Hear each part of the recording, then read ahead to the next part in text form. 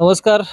सध्या मी इस्लामपूरमधील यल्लामा चौकामध्ये आहे. याचं कारण असं की काल रात्री साधारणतः 10:30 ते 11च्या दरम्यान अ, वाळवा तालुक्याला हादरवून टाकणारी घटना या ठिकाणी यल्लामा चौकात घडलेली आहे आणि सध्या मी त्याच ठिकाणी आहे ज्या ठिकाणी काल रात्री 10:30 ते 11च्या ठिकाणी खून झालेला आहे आणि तो खून मैत्रीच्या वादातून या ठिकाणी आपल्याला तो खून झालेला बघायला मिळतोय.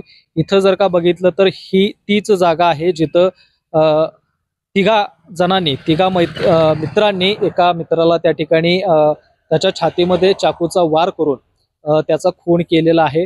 जो काल रात्री यल्लामा चौकामध्ये जो खून झालेला आहे त्या मयत व्यक्तीचं नाव गौरव कुलकर्णी, त्याचं वय 24 होतं आणि राहणार मंडई इस्लामपूर या ठिकाणचाच तो मयत ज्याचा खून झालेला आहे तो व्यक्ती इस्लामपूरचाच होता.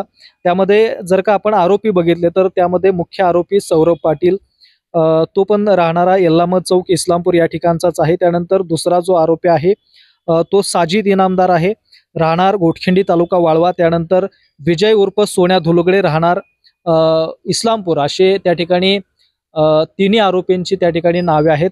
त्यातला मुख्य जो आरोपी आहे सौरभ पाटील याच्यावरती तो इस्लामपूरचा रहिवासी आहे आणि त्याच्यावरती याच्यापूर्वी 2 खुनाचे त्या ठिकाणी गंभीर असे गुन्हे दाखल आहेत. गंभीर दुखापतीचे गुन्हे देखील त्याच्यावरती दाखल आहेत. अगोदर त्याच्यावरती गुन्हे दाखल असून सुद्धा तो त्या ठिकाणी जामिनावरती बाहेर आला होता आणि जामिनावरती असताना सुद्धा त्यांनी या ठिकाणी या खुनाच्या गुन्ह्यामध्ये तो त्या ठिकाणी सापडलेला आहे.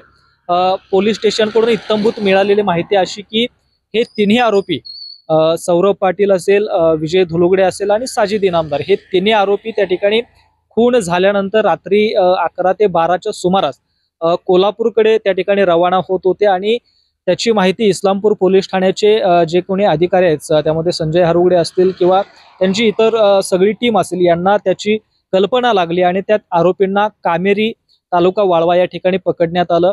ते तिन्ही आरोपी कामेरे येथे एका ऊसाच्या शेताजवळ त्या ठिकाणी तगा धरून बसले होते.